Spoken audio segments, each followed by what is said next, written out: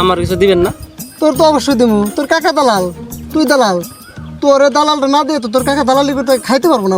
কি কন্ট্রাক্টর সাহেব, এই যে বাড়ি তো খুব সুন্দর করছো। এখন আমার এই যে সামনে যে কাজটা আসলো, কাজটা তো তাড়াতাড়ি করে দেওয়া দরকার। আমার তো অস্ট্রেলিয়া যাওয়ার ভিসা এসে পড়ছে। এখন কাজটা তো তাড়াতাড়ি করে দিতে হবে। কাজটার কতদিন লাগবে?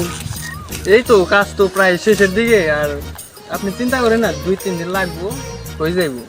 আচ্ছা ঠিক আছে, কাজ তাড়াতাড়ি করো। ঠিক আছে, আপনার টাকা টুকা নেই, কোনো চিন্তা ভাবনা করো না, বাড়ির পেছাল তো ভালোই করতেছেন দেখলাম।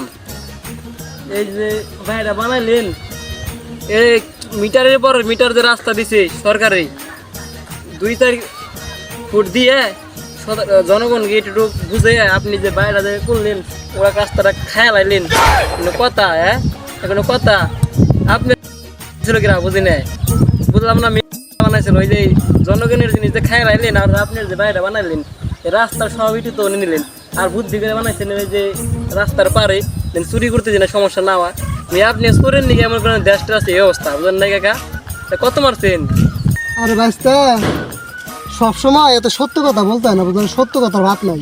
তো আমার কিছু দিবেন না? তোর তো অবশ্যই দেবো। তোর কাকা দালাল, তুই দালাল।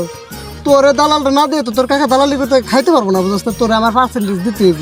তোর দিমু, তো এটা নিয়ে কোনো চিন্তা ভাবনা করিস না। ঠিক আছে, তোর অবশ্যই দিমু। যা, তোর দিমু। তাই জায়গা মতো পাঠাই দিন।